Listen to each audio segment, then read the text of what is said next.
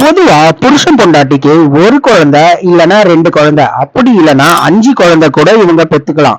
ஆனா இந்த கிராமத்துல ஒரு குடும்பத்துல கிட்டத்தட்ட 10-15 குழந்தைய பெற்றிருக்கானுங்க. இவனுங்க வேலை வெட்டிக்கு ஏதாவது போவானுங்களா இல்ல இதே வேலையா தான் சுத்துவானுங்களா அப்படின்னு யாருக்குமே தெரியல. ஆனா இந்த இடத்துல அரசாங்கத்துக்கு ஒரு மிகப்பெரிய பாதிப்பு. ஒரு குடும்பத்துல இத்தனை குழந்தைய பெத்துக்கிட்டா இந்தியாவோட மக்கள் தொகை அதிகமாகுது. இதனால ஒரு நாட்டுக்கே ஏகப்பட்ட பிரச்சனை வருது. இதை எப்படியாவது கட்டுப்படுத்தணும் அப்படின்ற ஒரே காரணத்துக்காக அரசாங்கம் ஒரு டிபார்ட்மெண்ட்டை உருவாக்குறாங்க. அதுதான் செக்ஸ் எஜுகேஷன். இந்த டிபார்ட்மெண்ட்டை பொறுத்த வரைக்கும் கிராமங்களுக்கு போய் அங்க இருக்கிற மக்களுக்கு செக்ஸை பத்தின ஒரு புரிதலை அவங்களுக்கு சொல்லி புரிய வைக்கணும். இந்த மாதிரியான ஒரு செயல்களை செயல்படுத்துறாங்க. ஆனா அந்த மாகிப்பூர் அப்படின்ற ஒரு முட்டாள் கிராம மக்கள் என்ன பண்றாங்கன்னா, இந்த பாலியல் கல்வி முறையை சொல்லி கொடுக்கறதுக்குன்னு ஒரு வாத்தியார் வந்திருப்பாரு. அந்த வாத்தியாரை அடிச்சு தரதரன்னு இழுத்துட்டு வந்து அந்த ஊர்ல இருக்கிற எல்லா ஆண்களும், ஏண்டா எவ்வளவு தைரியம் இருந்தா எங்க வீட்டு பொம்பளைங்க கிட்ட செக்ஸ பத்தி பாடம் எடுப்பேன்னு, அதுவும் ஒரு ஆணுக்கும் பொண்ணுக்கும் நடக்கிற தனிப்பட்ட விஷயம் தான், அதுல போய் மூக்க நுழைக்கிறேன்னு கட்டி போட்டு அடிக்கிறாங்க. அந்த வாத்தியாரம் என்ன விட்டுருங்கய்யா, இதுக்கப்புறம் இந்த ஊர் பக்கமே நான் வரமாட்டேன் அப்படின்னு துண்டக்கானன் துணியக்கானு ஓடிட்டு வந்துட்டாரு. இந்த கிராம மக்களுக்கு என்ன ஒரு செக்ஸ் பத்தின ஒரு புரிதலை சொல்லி கொடுக்க வந்தாலும் அவங்களுக்கு அதை பொறுத்த வரைக்கும் அபச்சாரம் அபச்சாரம். காமத்தை பத்தி பொது இடங்கள்ல ஒருத்தன் பேசவே கூடாது. அதே மாதிரி ஒருத்தன் பேசுனா அவன் தான் இந்த உலகத்திலேயே மட்டமான ஒருத்தனா இருப்பான்னு அந்த கிராம மக்களோட ஐடியாலஜி. அந்த கிராமத்துல இருந்து தப்பிச்சு வந்த வாத்தியார் உடனே அவரோட ஹெட்மாஸ்டர் மீட் பண்றாரு. இவங்க ரெண்டு பேரும் மாமா மச்சான் போல. மச்சான்காரனுக்கு எப்படியாச்சும் வேலை வாங்கி கொடுக்கணும் அப்படின்னு இந்த ஒரு டிபார்ட்மெண்ட்ல மாமா சேர்த்து விட்டு இருப்பாரு. ஆனா ஒரு கிராமத்துக்கு போய் அடி வெளுத்து வாங்கிட்டு வந்தால இதுக்கப்புறம் இந்த வேலையை நான் செய்ய மாட்டேன், வேற ஏதாவது ஒரு ஊருக்கு என்ன மாத்தி விட்டுருங்க அப்படின்னு, இல்லைன்னா எனக்கு வேற ஏதாவது ஒரு வேலையை கொடுங்கன்னு மச்சான் கேக்குறான். ஆனா மாமா இவனை விட்டா வேற ஆளே கிடையாது, எப்படியாச்சும் இந்த ஊருக்கு செக்ஸ் எஜுகேஷன் ஆபீசரா அனுப்பிச்சே ஆகணும் அப்படின்றது அரசாங்கத்தோட உத்தரவு. இப்போ வேற ஆளு கிடைக்கிற வரைக்கும் மச்சான தான் அனுப்பி ஆகணும். ஆனா மச்சான் அங்க போக மாட்டேன்னு ஒரே பிடிவாதமா இருக்கான். இப்ப என்ன பண்றதுன்னு தெரியாம மாமா என்ற ஹெட்மாஸ்டரும் ஒரே குழப்பத்துல இருக்காரு. இந்த நாட்டுல நடக்கிற பிரச்சனை என்னதான் ஒரு பக்கம் இருந்தாலுமே அப்படியே நமக்கு கட் பண்ணி நம்ம ஹீரோவை காட்டுறாங்க. சுப்பு என்கிற சுப்பிரமணி. சுப்புவை பொறுத்த வரைக்கும் அவங்க வீட்டுல இவனும் ஒருத்தனும் மதிக்க மாட்டான். எல்லாருமே ஒரு புழு பூச்சியை பாக்குற மாதிரி தான் பார்ப்பாங்க. சுப்புவோட அப்பாவும் ஒரு டீச்சரா இருந்து ரிட்டையர்ட் ஆகியிருப்பாரு. இதுவரை பொறுத்த வரைக்கும் பயங்கர ஸ்ட்ரிக்டா இப்போ ரிட்டையர்ட் ஆனதுனால அக்கம் பக்கம் இருக்கிறவங்க எல்லாருமே சேர்ந்து அவருக்கு மாலை மரியாதை எல்லாம் பண்ணி நல்லாவே கௌரவப்படுத்துறாங்க. அப்பதான் அந்த வீட்டுல இருக்கிற ஒரு சின்ன பையன், உங்க அப்பா உன்னை கூப்பிடுறாரு அப்படின்னு சுப்புவை கூப்பிட்டு இருப்பாரு. சரி அப்பா ரிட்டையர்ட் ஆகுறாரு அதனால ஏதாவது பேச கூப்பிட்டு வந்துட்டு இருப்பாரு. சொல்லி பார்த்தா அவங்க அப்பா இவனை கழுவி கழுவி ஊத்துவாரு. அப்பன்னு பார்த்து டிவில ஒரு நியூஸ் ஒண்ணு ஓடுது. அதாவது மக்கள் தொகையை எப்படியாச்சும் கட்டுப்பாட்டுக்குள்ள கொண்டு வரணும் அப்படின்னு அரசாங்கம் செக்ஸ் எஜுகேஷனை பத்தி மக்களிடையே ஒரு விழிப்புணர்வை கொண்டு வரணும் அப்படின்னு நியூஸ் சேனல்ல பேசிக்கிட்டு இருப்பாங்க. இதை பார்த்த உடனே சுப்புவோட அப்பாவுக்கு, அடடா அபச்சாரம் அபச்சாரம், என்னடா இந்த மாதிரி எல்லாம் பேசுறானுங்க, உடனே அந்த சேனலை மாத்துறா அப்படின்னு சொல்லிடுறாரு. அதாவது செக்ஸ் எஜுகேஷனை பொறுத்த வரைக்கும் இந்த உலகத்திலேயே மிகவும் தப்பான ஒரு வேலை. அது எல்லாருமே மட்டமா தான் பார்ப்பாங்க, ஒரு கீழ்த்தனமா தான் பார்ப்பாங்கன்ற ஒரு ஐடியாலஜில தான் எல்லாரும் இருக்காங்க. அதுவும் சுப்புவோட அப்பா ஒரு வாத்தியாரும் கூட அவரே தப்பா நினைக்கிறாரு. நம்ம சுப்புவை சரி டாடி மாத்த சொல்றாருன்னு சொல்லி வேற சேனல்ல மாத்தினா ஒரு ஐட்டம் சாங் ஒண்ணு ஓடுது. டிவி நியூஸ் சேனல்ல செக்ஷன் சொன்னதுக்கே மாத்த சொன்ன அப்பா ஒரு ஐட்டம் சாங்க பார்த்தா சும்மாவா விடுவாரு, உடனே அதை மாத்திரா அப்படின்னு சொல்லி கத்துறாரு. அப்பன்னு பார்த்து சுப்புவோட டிவி ரிமோட் ஒர்க் ஆகல. அந்த ரிமோட் கூட பாவம் உனக்கு சதி பண்ணுது. அவங்க அப்பா ஒரே ஒரு கேள்விதான் கேக்குறாரு, ஏண்டா இன்னுமாடா நீ திருந்தாம இருக்க, ஏண்டா என் மானத்தை வாங்குற அப்படின்னு சொல்றாரு. அப்பா சுப்பு இதுக்கு முன்னாடி ஏதோ ஒரு தப்பு பண்ணியிருக்காரு அப்படின்னு சொல்லி நமக்கு ஒரு பிளாஷ்பேக்கை காட்டுறாங்க. பிளாஷ்பேக்கை பார்த்தா சுப்பு பள்ளிக்கூடத்துல உட்காந்து தவறான புத்தகத்தை பார்த்துக்கிட்டு இருந்திருப்பாரு.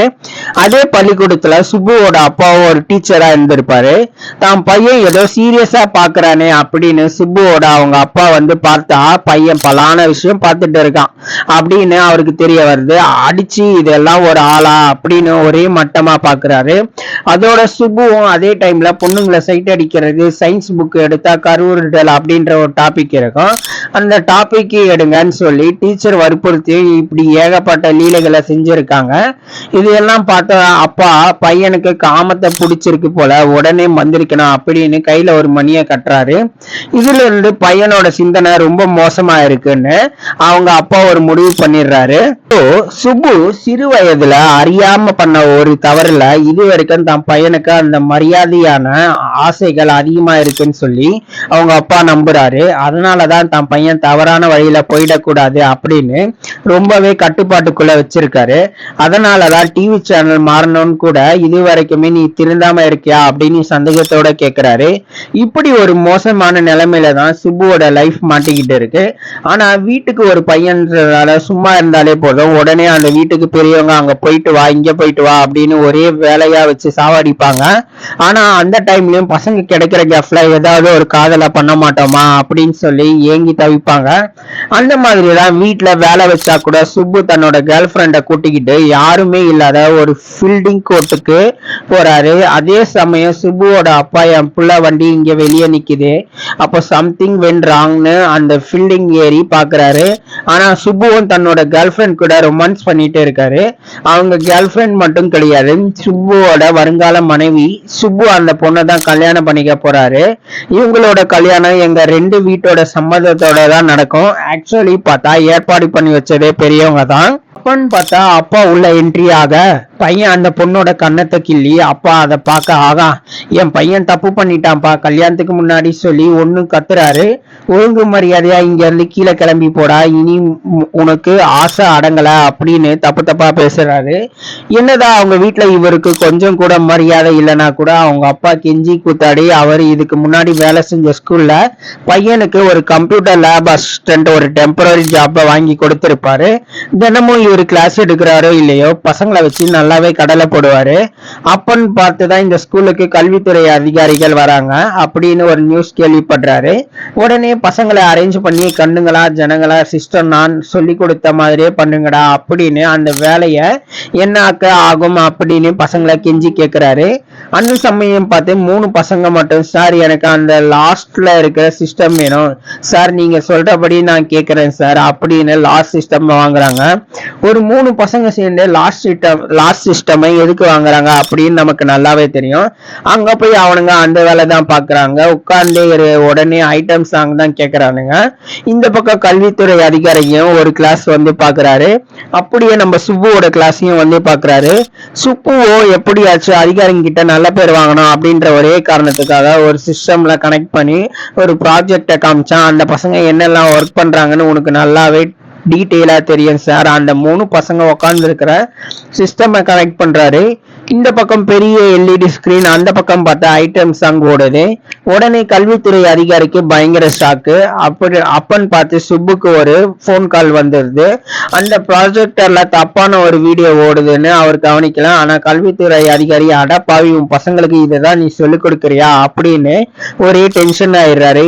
இப்போ சுப்புவோட ஸ்டூடெண்ட் பட்டி லாஸ்ட்ல அவரோட வேலையை கேள்வியா கேட்கிறாங்க. எச்எம் போயிட்டு எப்படியாச்சும் அந்த அதிகாரிங்கிட்ட சொல்லி என் வேலையை பர்மனன்ட் பண்ணுங்க சார்னு கெஞ்சுறாரு. எந்த தப்பும் பண்ணல, அந்த பசங்க தான் வந்து தேவையில்லாம பண்ணிட்டாங்க அப்படின்னு சொல்லி கேட்கிறாரு. அப்போதான் அந்த எச்எம்மும் ஒரு ஐடியா வருது. இதுக்கு முன்னாடி மாகிப்பூர் அப்படின்ற ஒரு ஊர்ல அவர் மச்சான் அலாரம் அடிச்சு ஓட விட்டு வந்திருப்பார்ல, அந்த ஊருக்கு இவனை ஆபீசரா அமைச்சா அந்த ஊர்ல இருக்கிற பிரச்சனையை இவன் பார்த்துப்பான். அதோட இவன் பிரச்சனையை காணாம போயிடும்னு ஒரு ஐடியா கொடுக்கறாரு. நம்ம ஹீரோக்கு என்ன பண்றதுன்னு தெரியல சார். செக்ஸ் எஜுகேஷன் ஆபீசர் எல்லாம் என்னால ஆக முடியாது, எப்படியாச்சும் அந்த அதிகாரி கிட்ட இருந்து காப்பாத்தணும்னு கேட்டா எனக்கு எடுக்கிற கடைசி வழிதான் இது, வேற வழியே கிடையாது. அந்த ஊருக்கு போய் அந்த மக்களுக்கு நீ பாலியல் விழிப்புணர்வு கிளாஸ் நடத்தியே ஆகணும். அப்படி நடத்தினா மட்டும்தான் இந்த கண்டத்துல இருந்து நீ தப்பிக்க முடியும். ஒரே முடிவா சொல்லிடுறாரு, வேற வழியே கிடையாது. சின்ன வயசுல இருந்து இவன் தப்பான பையன் திப்பான பையன் சொல்லி சாப்பிடுற ஒவ்வொரு சாப்பாடும் தொண்டைக்குள்ள சிக்கி சிக்கி சுப்பு ரொம்பவே வேதனைப்படுறாரு. ஆனா இப்ப கடைசியா ஒரு செக்ஸ் எஜுகேஷன் ஆபீசரா ஆகணும் அப்படின்றது தான் அவருடைய தலையெழுத்து. ஆனா இந்த விஷயம் உங்க ஃபேமிலிக்கும் ஊர் மக்களுக்கும் தெரிஞ்சா மறுபடியும் சுப்புவோட பேர் ரொம்ப நாறி போயிடும். எப்படியாச்சும் அதிகாரிங்கிட்ட இருந்து தப்பிக்கணும்ன்ற ஒரே காரணத்துக்காக நான் சம்மதிக்கிறேன், அந்த ஊருக்கு போறேன், அந்த மக்களை திருத்துறேன் அப்படின்னு சபதம் எடுத்துட்டு அவரோட மாணவர்கள் பண்ண அசிங்கமான காரியத்தை மறைக்கிறதுக்கு அவரு எந்த எல்லைக்கும் போக தயாரா இருக்காரு. சுப்புவும் ஓகே சார், நீங்க சொல்ற மாதிரியே அந்த கிராம மக்களுக்கு நான் கிளாஸ் எடுக்கிறேன்னு ஓகே சொல்லிடுறாரு. ஆனா ஊர்க்காரங்களுக்கு செக்ஸ் எஜுகேஷனை பத்தி சொல்லி கொடுக்கணும்னா முதல்ல இவருக்கு இத பத்தி தெரிஞ்சிருக்கணும். அதனால இவருக்கு எல்லாம் சொல்லி கொடுக்கறதுக்காக தனியா ஒரு கிளாஸ் ஒன்னு அட்டன் பண்றாரு. இந்த கிளாஸ்ல காண்டமை எப்படி யூஸ் பண்ணணும், உடலுறவு என்ன, மாதவிடாய் என்ன, சுய இன்பம்னா என்ன அப்படின்னு செக்ஸ பத்தின எல்லா எஜுகேஷனும் A to Z சொல்லி கொடுக்குறாங்க. ஆனா என்னதான் அந்த கிளாஸ்ல இதெல்லாம் சொல்லி கொடுத்தாலுமே சுப்பு அதை பெருசா கண்டுக்கல. இப்போ வீட்டுல ஏதாவது ஒரு பொய்ய சொல்லி அந்த ஊருக்கு போக ட்ரை பண்றாரு. ஆனா செக்ஸ் எஜுகேஷனை பத்தி தான் சொல்லி கொடுக்க போறேன் அப்படின்னு அப்பா கிட்ட சொன்னா அப்பா கண்டிப்பா சண்டை போடுவாரு.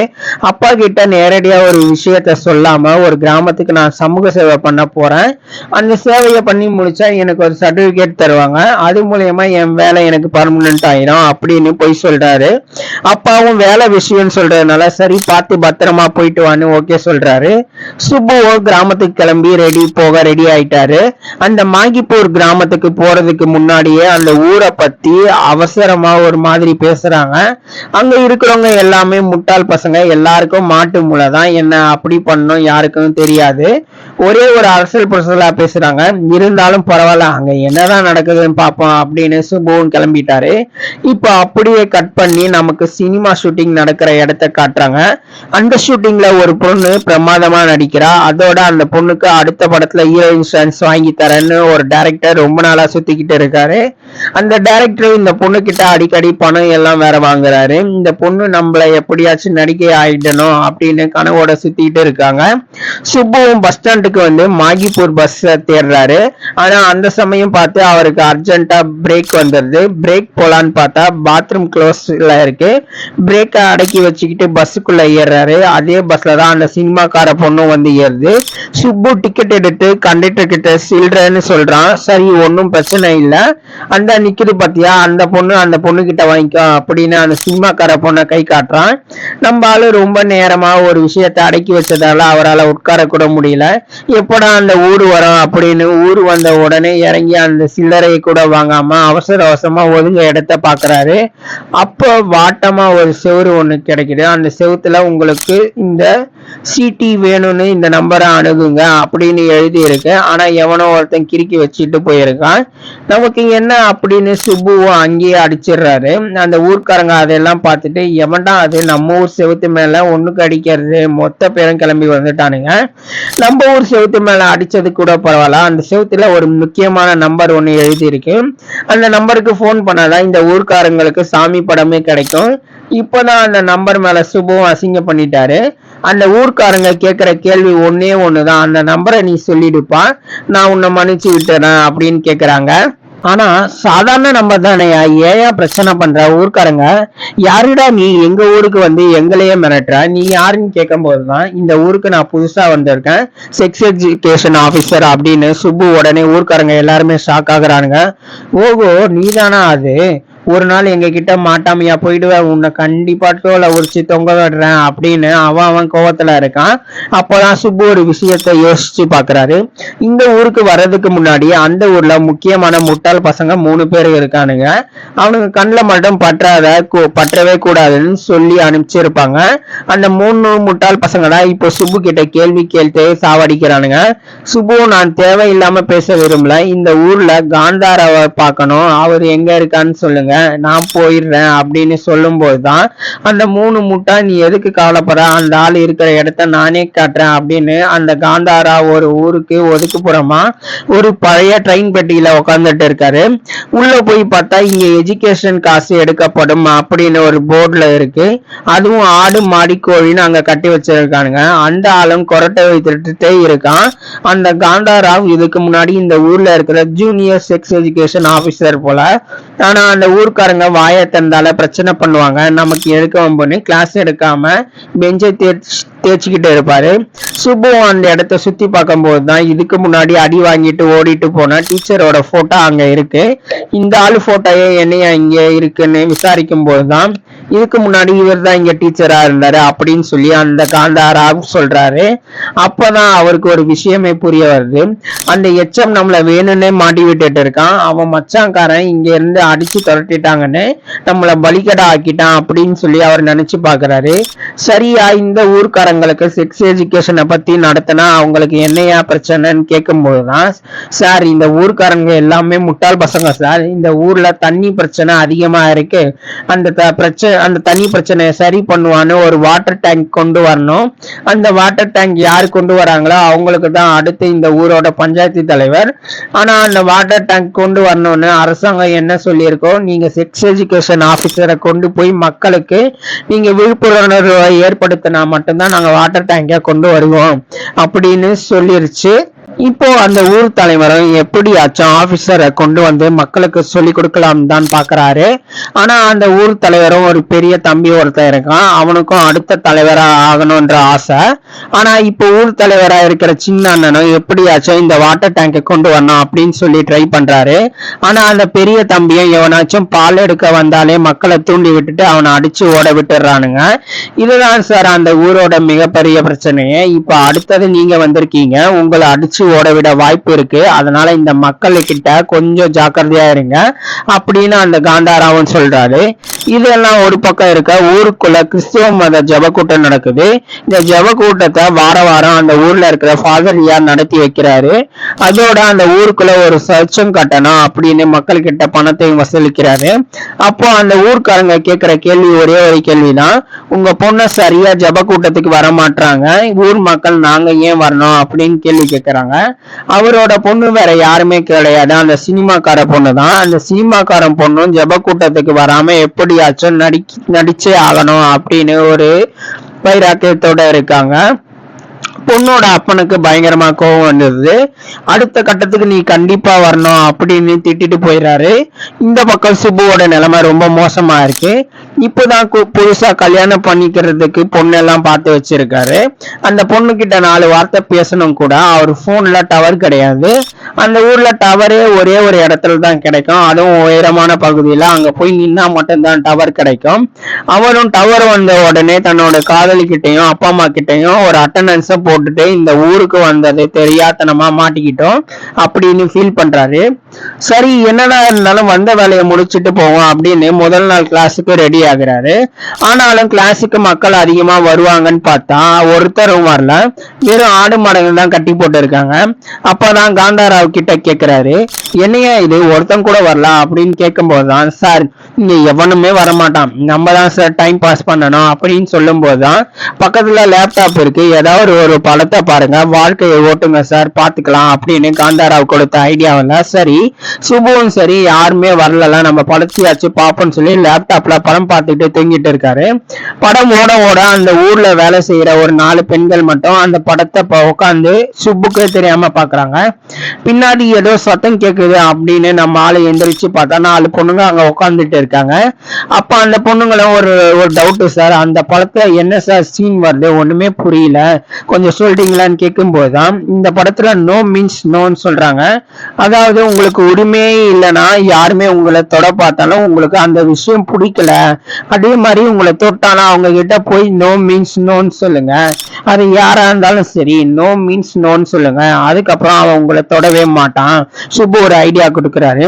இது நல்லா இருக்கே அப்படின்னு அந்த பெண்களும் வீட்டுக்கு போன உடனே புருஷனை தொட வந்தா நோ மீன்ஸ் நோ அப்படின்னு அவங்களும் சொல்றாங்க. சுத்தமா எதுவுமே புரியல, என்ன என் பொண்டாட்டி நோ மீன்ஸ் நோன்றா அப்படின்னு பார்த்தா ஊர்ல இருக்கிற முக்கவாசி பொண்டாட்டிங்க தினமுமே நைட்ரியா தான் சொல்லிட்டு இருக்காங்க. பொண்டாட்டி கிட்ட போகவே முடியல அப்படின்னு புருஷங்காரங்க எல்லாருமே ஒண்ணு சேர்ந்து சரக்கடிக்கிறானுங்க. அப்ப நான் ஒரு புருஷங்காரன் என் பொண்டாட்டி என்கிட்ட நோ மீன்ஸ் நோன்னு சொல்லிட்டா அப்படின்னு கேட்கும் போதுதான், யோ உன் பொண்டாட்டி மட்டுமா அப்படின்னு சொன்னா, எப்பயோ என் பொண்டாட்டி தெரிஞ்ச விஷயம் என் பொண்டாட்டிக்கு தெரிஞ்சா அப்பவே அவனுக்குள்ளேயே சந்தேகப்படுறானுங்க. அப்பயே நிறுத்துங்கய்யா, புதுசா வந்த அந்த வாத்தியாரோட வேலையா தான் இருக்கும், அவனை பிடிச்சி லாடம் கட்டினா புடிஞ்சது போகும் அப்படின்னு அந்த சுப்பு வாத்தியார் எங்கேயா இருக்கான் அப்படின்னு ஊர் மக்கள் எல்லாருமே ஒன்று சொல்லி வாத்தியாரை அடிக்க பிளான் பண்றானுங்க. இந்த விஷயம் சுப்புக்கு தெரிஞ்ச உடனே அதான் நம்மள அடிக்க தான் வரானுங்கடா, நம்ம உடனே பக்கத்துல இருக்கிற போலீஸ் ஸ்டேஷனுக்கு தான் போய் ஆகணும் அப்படின்னு சொல்லி உடனே போலீஸ் கிட்ட போக பாக்குறாரு. போலீஸ் கிட்ட போனா கூட நீங்க ஏன் இங்க வந்தீங்க, உங்க ஊர்க்காரங்க எல்லாம் முட்டாள் பசங்க, இங்க இருந்து தப்பிச்சிருங்கன்னு சொன்னா கூட ஊர்க்காரங்க எல்லாருமே ஒண்ணு சேர்ந்து சுப்பு அட்டாக் பண்ண வந்துட்டானுங்க, அவ்வளவுதான்டா சுப்புவோட கடன் முடிஞ்சிருச்சு அப்படின்னு சொல்லி பார்க்கும்போதுனா டக்குன்னு ஒரு துப்பாக்கி சத்தம் ஒண்ணு கேக்குது.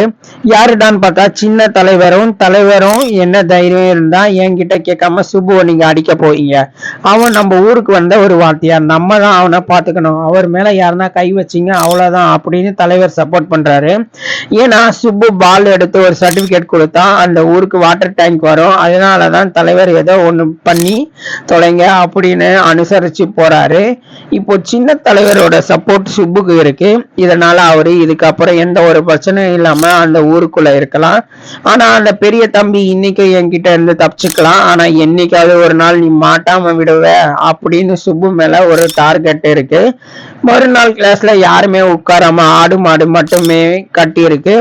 அந்த பெரிய தம்பி வீடியோ எடுத்து உயர் அதிகாரிக்கு அனுப்பிச்சு விட்டுறாரு. அந்த அதிகாரி ஒரே டென்ஷன் ஆயிட்டாரு.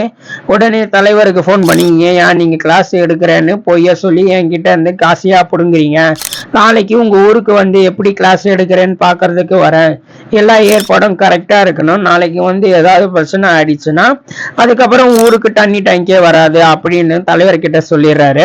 உடனே தலைவரும் அதிகாரி வராரு அப்படின்னு எல்லா ஏற்பாடும் கரெக்டா பண்ணி வைக்கிறாரு. இந்த பக்கம் ஊர் மக்கள் எல்லாருமே வந்திருக்காங்க, தினமே மக்கள் கிளாஸ் அட்டன் பண்றாங்க. நான் அட்டண்டன்ஸ் கூட வாங்குறேன் அப்படின்னு தலைவர் கணக்கு காட்டுறாரு. ஆனா அதிகாரிக்கு தெரியும் எவனுமே வரலன்னு. ஆனா அதிகாரி கிட்ட ஆதாரம் இருக்கு. சரி சுப்பு, நீ இத்தனை நாளா கிளாஸ் எடுக்கல, இப்போ நான் வந்திருக்கேன், ஏன் முன்னாடி கிளாஸ் எடு அப்படின்னு சொல்லும் போதுதான் சுப்புவும் கிளாஸ் எடுக்கலாம் அப்படின்னு ஃபேமிலி பிளானிங் அப்படின்னு ஆரம்பிக்கிறாரு. உடனே ஒருத்தன் எந்திரிச்சு, சார் ஃபேமிலி பிளானிங்னா எனக்கு நல்லாவே தெரியும், என்கிட்ட 4-5 பசங்க இருந்தாங்க, நாங்க கூட்டு குடும்பம், அதான் ஃபேமிலி, இதான் பிளானிங் அப்படின்னு சண்டை போடுறாங்க. சுப்புக்கு ஒண்ணுமே புரியல. யோ, ஃபேமிலி பிளானிங்னா அது கிடையாதுயா, ஒரு குழந்தைக்கு மேல பெத்துக்கிட்டா இதுக்கப்புறம் உங்களால குழந்தை பெத்துக்க முடியாது அப்படின்னு பண்றதுதான் என் ஃபேமிலி பிளானிங் அப்படின்னு புரிய வைக்கிறாரு. சரி சார், இவ்வளவு சொல்றியே, உனக்கு கல்யாணம் ஆயிடுச்சா, நீ முதல்ல வெர்ஜினா இல்லையா அப்படின்னு ஒருத்தன் கேள்வி கேட்கறான். சுப்புக்கு ஒரே அசிங்கமா போச்சு. நீ நிஜமாலும் வெர்ஜினா இல்லையான்னு எனக்கு தெரியல, அப்போ இந்த காண்டம் எப்படி யூஸ் பண்ணணும் அப்படின்னு சொல்லி கொடு அப்படின்னு ஒருத்தன் கேட்கறான். அதிகாரியும் கரெக்ட் தானே, நீ வாத்தியார் தானே, நீயே சொல்லி கொடு அப்படின்னு ஒரு பனானாவை எடுத்து அந்த பனானால எப்படி காண்டம போடணும் அப்படின்னு சொல்லி கொடுக்க வராரு சுப்பு. ஆனா அவரால் முடியல, கையெல்லாம் நடுங்குது, அந்த காண்டம கீழே போட்டுறாரு. அதுக்கப்புறம் நிஜமாவே இவர் ஒரு வெஜ்ஜினா தான் இருந்தா காண்டம் கூட சரியா போட தெரியல அப்படின்னு ஊர்க்காரங்க எல்லாருமே கலாய்க்க ஆரம்பிக்கிறாங்க. அதிகாரிக்கு ஒரே இன்சல்ட்டா போயிடுது. உனக்கெல்லாம் நம்பி ஊர் மக்களுக்கு கிளாஸ் எடுக்க அனுப்பி வச்சேன் பாத்தியா, என்ன சொல்லணும் அப்படின்னு இங்க இருந்து கிளம்பிடுறாரு. அப்போ ஊர் முழுக்க நம்ம வாத்தியார் ஒரு வெர்ஜின் அப்படின்னு எல்லாரும் கலாய்க்க ஆரம்பிக்கிறாங்க. அந்த ஊருக்குள்ள அவரால் தலை காட்ட முடியல. இதுக்கு ஒரே ஒரு வழி, நம்ம எப்படியாச்சும் வெர்ஜினா இருக்கக்கூடாது, நம்ம கன்னிக்கையும் அப்படின்னு சொல்லி ஐடியாவை யோசிச்சு பாக்குறாரு. அந்த ஊர் செவுத்துல அவர் ஆரம்பத்துக்கு வர்றதுக்கு முன்னாடி உங்களுக்கு இந்த மாதிரியான பணங்கள் வேணுமா, நம்பருக்கு அனுபவம் அப்படின்னு எழுதி இருக்கும். நம்பர் இவரை அசிங்கம் பண்ணி அடிச்சிருப்பாரு. அந்த நம்பரை எப்படியாச்சும் ஞாபகம் வச்சு அந்த நம்பருக்கு போன் அடிச்சு பாக்குறாரு. உங்களுக்கு இந்த வீடியோ வேணும்னா நான் சொல்ற இடத்துக்கு வாங்க, காசோட வாங்க, காசை வச்சுக்கிட்டு பென்ட்ரைவ் எடுத்துட்டு போங்கன்னு ஒருத்தன் பேசுறான். சுப்பு அவன் சொன்ன இடத்துக்கு போய் காசை அங்க வச்சுக்கிட்டு அந்த சாமி படத்தோட பென்ட்ரைவ் அங்க இருந்து எடுத்துக்கிட்டு வந்துடுறாரு. சரி, பென்ட்ரைவ் எடுத்துக்கிட்டு வரும்போது தெரியுது அந்த நம்பருக்கு சொந்தக்காரன் வேற யாருமே கிடையாது, அந்த சினிமாக்கார பொண்ணு. அந்த சினிமாக்கார பொண்ணு தான் பணத்துக்காக இத்தனை நாளா ஊர் மக்கள் கிட்ட சாமி படத்தை வித்துக்கிட்டு கைமாத்திக்கிட்டு இருக்கு. இந்த விஷயம் சுப்புக்கு தெரிஞ்ச உடனே சரி, ஒன்னும் பிரச்சனை இல்ல, நீ சாமி படத்தை விக்கிற, நான் சாமி படத்தை பார்க்க வந்திருக்கேன், நம்ம 2 பேத்துக்கும் நடுவுலயும் ஒரு டீல், நான் ஒரு விஷயத்த சொல்ல மாட்டேன், நீ என் விஷயத்த சொல்லாதா அப்படின்னு சினிமா பொண்ணும் வாத்தியார் 2 பேருமே ஃப்ரெண்ட்ஸ் ஆயிடுறாங்க. சுப்புவும் வீட்டுக்கு வந்து பார்த்தா வீட்டுக்குள்ள கரண்ட் இல்ல. அப்ப எவனோ ஒருத்தன் புடுங்கிட்டான். ஃபியூஸ் கேரியர் சரி பண்ண போறான். அப்படி போகும்போதுதான் தெரியாதனமா பக்கத்து வீட்டுல விழுந்துடுறாரு. அது விழுந்த உடனே வீட்டுக்கு அந்த ஊருக்கே சொர்க்கத்தை கொடுக்கக்கூடிய ஒரு பொண்ணோட வீடு. அந்த வீட்டுக்குள்ள விழுந்ததால அந்த பொண்ணு நீ உள்ளவா நான் உன்னை பாத்துக்கிறேன் உள்ள வந்து கூப்பிட்டதால சுப்புவும் உள்ள போறாரு. உள்ள போற விஷயத்த அந்த முட்டாள் பசங்க 3 பேரும் பாக்குறாங்க. நம்ம வாத்தியார் இதுக்குள்ள போறாரு எவ்வளவு நேரம் தாக்கு பிடிப்பாரு அப்படின்னு கணக்கு போறாங்க. உள்ள போன உடனே நம்ம சுப்பு அதெல்லாம் நான் பண்ண வரலைங்க, நான் நல்ல பையன், சரிப்பா நீ பண்ண வரல, உன் வாழ்க்கைய பத்தி தான் சொல்லு. அந்த பொண்ணு கேட்க சுப்பு நடந்த எல்லா விஷயத்தையும் சொல்றாரு. இந்த பக்கம் அந்த 3 முட்டாள் பசங்களும் என்னடா இது இவ்வளவு நேரம் ஆகியும் வெளியே வரல, கிட்டத்தட்ட 1.5 மணி மேல ஆயிருக்கு, பையன் அந்த அளவுக்கு கெட்டிக்காரனா அப்படின்னு கணக்கு போட ஆரம்பிக்கிறாங்க. சுப்பு 1.5 மணி நேரம் கழிச்சு அவரோட கதையை சொல்லி முடிச்சுட்டு வெளியே வர்றாரு. நான் வாழ்க்கையில ஒரு சாதனை பண்ணி மாதிரி முடிக்கிறாரு. அந்த 3 முட்டா பசங்க சார் எப்படி சார் அதை பண்ணுங்க எங்களுக்கும் சொல்லி கொடுங்க அப்படின்னு கேட்க ஆரம்பிக்கிறாங்க. மறுநாள் காலையில அதிகாரி ஒரே ப்ரெஷர், எப்படியாச்சும் ஊருக்குள்ள நீ கிளாஸ் எடுத்தே ஆகணும் அப்படின்னு அந்த ஊருக்குள்ள தெரிஞ்ச ஒரே ஒரு பொண்ணு அந்த சினிமாக்கார பொண்ணு தான். சுபுவும் அந்த பொண்ணு கிட்ட ஹெல்ப் கேட்கிறாரு. எப்படியாச்சும் எல்லா அடியிலையும் ஒண்ணு கூட நான் கிளாஸ் எடுத்தேன், அந்த பிரச்சனையில இருந்து என்னால தப்பிக்க முடியும், சரி எதுக்கும் கவலைப்படாத, சீட்டு போடுறதுக்காக எல்லா ஸ்டேஷனையும் ஒண்ணு கொடுவாங்க, வந்துடுறாங்க. அந்த இடத்துக்கு போறாங்க. இங்க போடணும் உடனே எல்லா லேடிஸும் கேக்குற ஒரே கேள்வினா, எப்படிப்பா ஆண் குழந்தை பெத்துக்கிறது, ஏதாவது ஆண் குழந்தை பெத்துக்கிறதுக்கு ஏதாவது ட்ரிக் இருக்கா அப்படின்னு சொல்லி கொடுக்க சொல்றாங்க. ஆனா குரோமோசோமும் ஒய்ஸ் குரோமோசோமும் ஒண்ணும் போதும் XY அப்படின்னு கலக்கும் போதுதான் அதுதான் ஆண் பெண் கண்டுபிடிக்கும், நம்ம கையில எதுவும் இல்லைன்னு வாத்தியார் சொல்றாரு. இத்தனை நாளா இந்த பெண்கள் ஆண் குழந்தை வேணாம் அப்படின்னு அந்த ஊரோட ஆண்கள் எல்லாம் டார்ச்சர் பண்ணி இருப்பாங்க. இப்பதான் அந்த பொண்ணுங்களுக்கு இந்த விஷயமே புரிய வருது. கிளாஸ் எல்லாம் எடுத்து நடத்தி முடிச்சுட்டு அதிகாரிகளும் கிளாஸ் எடுத்த வீடியோ போட்டோவா எடுத்து அனுப்பிச்சிடுறாரு. சுப்பு இப்போ ஓரளவுக்கு அவர் அந்த பிரச்சனையில இருந்து தப்பிச்சிடுறாரு. ஆனா அன்னைக்கு நைட்டு 3 முட்டாள் பசங்க சார் எப்படி சார் 1.5 மணி நேரம் நீங்க பண்ணீங்க அப்படின்னு ஐடியா கேக்குறாங்க. சுப்புக்கு இப்பதான் ஒரு ஐடியா வருது. பேசாம அந்த 3 பேரை நம்ம கைக்குள்ள போட்டுக்கிட்டு இந்த ஊர்ல நம்ம நினைச்சதை பண்ணலாம் அப்படின்னு சரியா நான் சொல்ற மாதிரி பண்ணணும். நான் எக்ஸசைஸ் எல்லாம் சொல்லுவேன், அதெல்லாம் நீங்க தினமும் பண்ணா நீங்களும் அந்த மாதிரி பலசாலி ஆகலாம்னு ஒரு ஐடியா கொடுக்க அந்த 3 முட்டாள் பசங்களும் சுப்புவும் எல்லாரும் ஒண்ணு சேர்ந்து ஃப்ரெண்ட்ஸ் ஆகிடுறாங்க. வாத்தியாருக்கு நாளாக ஊருக்குள்ள நல்ல மரியாதையும் கிடைக்குது, நல்ல ஃப்ரெண்ட்ஸும் கிடைக்கிறாங்க. ஆனா அதிகாரிகளுக்கு தினமும் போட்டோ வீடியோ அனுப்பிச்சாலுமே அவங்களுக்கு எதுவும் பத்தல. ஏன்னா சிஸ்டம் ஆரம்பிச்சதே மக்களிடையே ஒரு மிகப்பெரிய விழிப்புணர்வு ஏற்படுத்தணும், இந்த பால்வியல் கல்வி முறையோட உண்மைய வெற்றிய மக்களுக்கு குடும்ப கட்டுப்பாடு பண்ண வைக்கணும், அப்பதான் மக்கள் தொகையை கட்டுப்படுத்த முடியும்னு கவர்மெண்ட் பிடிவாதமா இருக்காங்க. இதனால எப்படியாச்சும் ப்ரெஷர் பண்ணி அந்த மாகிப்பூர்ல ஒரு 3 ஆணுங்களை குடும்ப கட்டுப்பாடு பண்ண வைக்கணும் அப்படின்னு அதிகாரிங்க ட்ரை பண்றாங்க.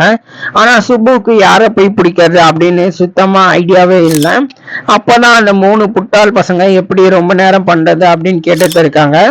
அப்போ டாக்டர் கிட்ட போய் ஒரு ஆபரேஷன் பண்ணிக்கிட்டா நீங்களும் அப்படி பண்ணலாம் ஒரு ஐடியாவை கொடுப்பான். அப்படின்னு அந்த 3 பேரையும் ஹாஸ்பிட்டல்ல கூட்டிட்டு போய் உங்களுக்கு பலன் தர ஆபரேஷன் நான் பண்ணிக்கோங்க சொல்லி குடும்ப கட்டுப்பாடு ஆபரேஷன் அவங்களுக்கு தெரியாம சுப்பு பண்ணிடுறாரு. அதிகாரியோட அதிகப்படியான பிரச்சனைனால ஃப்ரெண்ட்ஸா நினைக்கிற அவங்க கிட்ட போய் சொல்லி இந்த மாதிரி விஷயத்த அவர் பண்ணிடுறாரு. இந்த ஒரு விஷயத்த நினைச்சு அவர் ரொம்பவே ஃபீல் பண்றாரு. ஆனா அதையும் தாண்டி அவர் கல்யாணம் பண்ணிக்க போற பொண்ணுகிட்ட அவரால் தினமுமே பேச முடியல. அப்படி பேச ட்ரை பண்ணா கூட அவங்க ஏதோ ஒரு அப்பார்ட்மெண்ட்ல ஏதோ வேலை ட்ரை பண்றாங்க போல. அந்த விஷயம் நான் ரொம்ப ஃபோக்கஸா இருக்கேன், உங்ககிட்ட பேச முடியாது அப்படின்னு சொல்லிடுறாங்க. இன்னொரு பக்கம் அந்த சினிமாக்கார பொண்ணுக்கு அடுத்த படத்துல நடிக்க ஒரு வாய்ப்பு வருது. அதனால டைரக்டர் போன் பண்றாரு. அந்த போன் கால்ல அந்த பொண்ணோட அப்பா எடுக்கிறாரு. அந்த பொண்ணு நடிக்க வரமாட்டா, இதுக்கப்புறம் என் பொண்ணு போன் பண்ணி டார்ச்சர் பண்ணாதீங்கன்னு சொல்லிடுறாரு. இந்த ஒரு விஷயம் அந்த பொண்ணால தாங்க முடியல. நான் எவ்வளவு கஷ்டப்பட்டு வாய்ப்பை ஏற்படுத்தினா நீ ஒரே ஒரு வார்த்தையில முடியாதுன்னு சொல்லவா அப்படின்னு ரொம்ப ஃபீல் பண்றாங்க. இந்த பக்கம் நம்ம சும்பு லவ் ஃபெயிலியர்ல சினிமாக்கார பொண்ணுக்கு லைஃபே ஃபெயிலியர். 2 பேருமே ஒரு இடத்துல உட்காந்து ஃபீல் பண்றாங்க. அப்போ இவங்க 2 பேத்துக்கும் நடுவுல இதுக்கு முன்னாடி ஏதோ ஒரு ஈர்ப்பு இருந்திருக்கு. இப்ப 2 பேருமே மாறி மாறி கஷ்டத்தை சொல்லும் போது இவங்க 2 பேருமே ரொமான்ஸ் பண்ண ஆரம்பிச்சு அது ஒரு கட்டத்துக்கு மேல எங்கேயோ போய் முடியுது. இப்போ மறுநாள் காலையில பரவாயில்ல நமக்குள்ள எல்லாருமே முடிஞ்சிருச்சு அப்படின்னு கூட அந்த பொண்ணு நம்ம சுப்புவை லவ் பண்ணது போல. ஆனா சுப்பு நைட் நான் இந்த விஷயம் பண்ணதுதான் அவன் பண்ணியிருப்பான் போல அப்படின்னு காசை நீட்டுறாரு. அந்த பொண்ணுக்கு ஒரே கஷ்டமா போயிருது. நான் பணத்துக்காக உன் கூட பழகுறேன், என்னாலையும் நீ தப்பா நினைச்சிட்டல அப்படின்னு ரெண்டு பேருமே சண்டை போட்டு பிரிஞ்சிடறாங்க. இன்னொரு பக்கம் அந்த ஊரோட பெரிய தம்பிக்கு ஒரு விஷயம் தெரிய வருது. நம்ம ஊர்ல இருக்கிற ஏதோ ஒரு பொண்ணை வாத்தியார் கெடுத்துட்டான், அந்த பொண்ணு இப்போ கர்ப்பமா இருக்கா அப்படின்னு குண்டா தூக்கி போடுறாரு. யாரா இருக்கும், ஒருவேளை சினிமாக்கார பொண்ணா இருக்குமோ இல்ல யாருனா இருக்குமோ அப்படின்னு எல்லாருக்கிட்டையும் சந்தேகத்தை ஒண்ணு எழுப்புது. உடனே அந்த ஊருக்காரங்க, அடா பாவி வாத்தியாரே, உன்னை நம்பிதானே அந்த ஊருக்குள்ள நாங்க சேர்த்தோம், இப்படி அநியாயமா துரோகம் பண்ணிட்டியே அப்படின்னு அந்த ஊருக்காரங்க எல்லாருமே பயங்கரமா போட்டு அடிக்கிறாங்க. அப்பதான் அந்த ஊர்ல உள்ள சின்ன தலைவர் ஒரு விஷயம் சொல்றாரு. இந்த ஊருக்கு தண்ணி டேங்க் வர வரைக்கும் பொறுமையா இருங்க, டேங்க் வந்து பார்த்து இவனை என்ன வேணுமோ பண்ணிக்கோங்க அப்படின்னு சொல்லிடுறாரு. டேங்க் வர வரைக்கும் சுப்புவை சும்மா விடுவானுங்க, டேங்க் மட்டும் கட்டிட்டானுங்க அவ்வளவுதான், சுப்புவை பிரிச்சு மேய்ஞ்சிருவாங்கன்னு ஊருக்காரங்க பயங்கர கோவத்துல இருக்காங்க. அதுக்குள்ள சுப்பு ஏதாவது ஒண்ணு பண்ணி ஆகிற நிலைமையில இருக்காரு. அந்த ஒரு ஊர் பக்கம் இருக்காங்க, அடிக்க காத்துக்கிட்டு இருக்காங்க. இன்னொரு பக்கம் லவ் ஃபெயிலியர், அதோட என்ன காதலிக்கிற ஒரு பொண்ணு பணத்துக்காக தான் பழகிட்டோம் அப்படின்னு சொல்லி அந்த பொண்ணு கஷ்டப்படுத்தி இருப்பாரு. இப்படி ஏகப்பட்ட பிரச்சனை. இப்போ அந்த ஊர்க்காரங்க யாரு அந்த பொண்ணு கர்ப்பமாகி இருப்பா அப்படின்னு ஒரே கேள்விக்குறியில இருக்காங்க. அப்போ நான் சுப்பு தலைவர் வீட்டுக்கு போய் அதுக்கு எனக்கும் எந்த சம்பந்தமும் இல்ல பேச போறாரு. அப்பதான் ஒரு விஷயத்த பாக்குறாரு. இங்கதான் இந்த படத்துல ஒரு மிகப்பெரிய ட்விஸ்ட். பெரிய தம்பிக்கு எப்படி சுப்பு ஒரு பொண்ணு கர்ப்பமான விஷயம் தெரிய வந்திருக்கோம்னா, கர்ப்பம் கலைக்கிற ஹாஸ்பிட்டல்ல சுப்பு அங்க இருந்திருப்பாரு. அப்போ பெரிய தம்பி அதை நோட் பண்ணிக்கிட்டு இவனுக்கும் இங்க என்ன வேலை அப்படின்னு விசாரிக்க பார்க்கும்போதுதான் அந்த ஊர்க்கார பொண்ணு எவனோ ஒருத்தன் கூட்டிட்டு வந்துட்டான், கருக்கலைக்க பார்த்திருக்கான். அந்த வாத்தியார் அப்படின்னு டாக்டர் சொல்லி இருப்பாரு. தெரிஞ்சுக்கிட்டு அந்த பெரிய தம்பி ஊர் மக்கள் கிட்ட சொல்லி கலவரத்தை ஏற்படுத்தி இருப்பாரு. அப்படி அந்த வாட்டியாரை கூட்டிட்டு போய் கருவை கலைச்ச பொண்ணு வேற யாருமே கிடையாது, அந்த பெரிய தம்பியோட பொண்ணு தான். எதுக்காக அந்த பொண்ணுக்கும் வாத்தியாருக்கும் ஏதோ ஒரு சம்பந்தம் இருக்கான்னு பாத்தீங்கன்னா கிடையாது. இந்த பொண்ணு வேற ஒரு பையனை லவ் பண்ணி அந்த பையன் மூலியமா கர்ப்பமாகி இருக்கும்.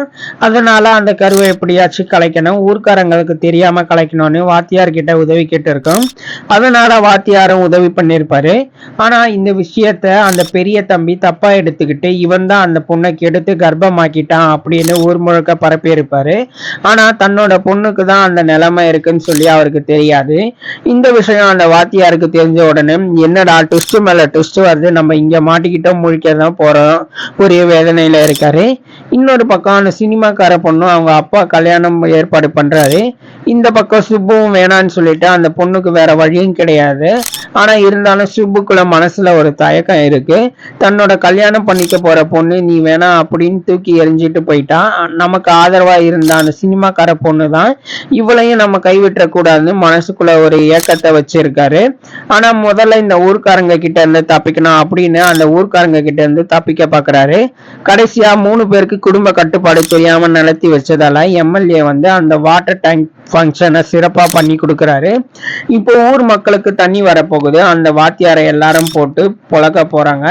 எப்படியாச்சும் அங்க இருந்து தப்பிக்கணும் அப்படின்னு அந்த சினிமாக்கார பொண்ணு தான் வாத்தியாரை காப்பாத்தி ஊருக்கு அனுப்பி வைக்குது. ஊருக்கு வந்த உடனே இதுக்கு முன்னாடி கல்யாணம் பண்ணிக்க வேண்டிய பொண்ணு, நான் மன்னிப்பு, நான் உன்னையே கல்யாணம் பண்ணிக்கிறேன் அப்படின்னு எல்லாரும் குடும்பத்தோட திருப்பதிக்கு கிளம்ப ரெடி ஆகுறாங்க. திருப்பதிக்கு கிளம்பும் போதுதான் பஸ் ஸ்டாப்ல வெயிட் பண்ணும்போது தான் அந்த வாட்டர் டேங்க் திறக்கிறதுக்கு ஃபங்க்ஷன் ஒன்று நடந்துட்டு இருக்கு. அப்போ எம்எல்ஏ இந்த ஊருக்கு வாட்டர் டேங்க் வர ஒரே காரணம் இந்த வாத்தியார் தான்.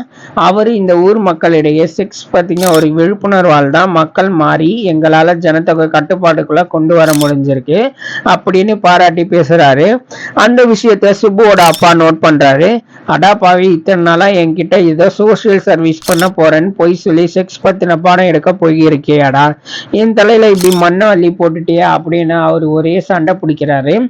இந்த பக்கம் அந்த சினிமாக்கார பொண்ணு தன்னோட கல்யாண டைம்ல எனக்கு இந்த பையன் வேணாம், எனக்கு என் லவ்வர் தான் வேணும் அப்படின்னு சுப்பு நான் கல்யாணம் பண்ணிக்கிறேன்னு அங்க இருந்து ஓடி வந்திருக்கோம். என்னடா உன்னை தேடி ஒரு பொண்ணு வேலை வேற ஓடி வந்திருக்கோம், என்னவெல்லாம் பண்ணி வச்சிருக்கியா அப்படின்னு அவங்க அப்பனுக்கு ஒண்ணுமே புரியல. இதெல்லாம் ஒரு பிரச்சனையே கிடையாது, பெரிய தம்பிக்கு உண்மை தெரிய வந்திருக்கும். பொண்ணதான் அவன் கர்ப்பமாக்கி அவன் கருவை கலைச்சிருப்பான் அப்படின்னு பெரிய தம்பிக்கு விஷயம் தெரிஞ்ச உடனே தைரியம் இருந்தா என் பொண்ணு மேல கை வைப்பான் அப்படின்னு அடியாளங்களை கூப்பிட்டு சுப்புவை எப்படியாச்சும் காலி பண்ணான் அப்படின்னு சொல்லி அந்த பெரிய தம்பி கிளம்பி வருவாரு. இப்போ சுப்புவோட வாழ்க்கை கத்தி மேல நடக்கிற மாதிரி இருக்கு. அப்பாவுக்கு உண்மை தெரிஞ்சதுனால வீட்டை விட்டு வெளியே துரத்திடுறாரு. இப்போ போக வேற இடமே கிடையாது. இவரை நம்பி இப்போ ஒரு புதுசா ஒரு பொண்ணு வேற கல்யாணம் குளத்துல ஓடி வந்திருக்கு. இன்னொரு பக்கம் ஒருத்தன் என்ன அடிக்க காத்துக்கிட்டு இருக்கான். இப்படி ஏகப்பட்ட சிக்கலோட சுப்புவோட வாழ்க்கை இதுக்கப்புறம் என்ன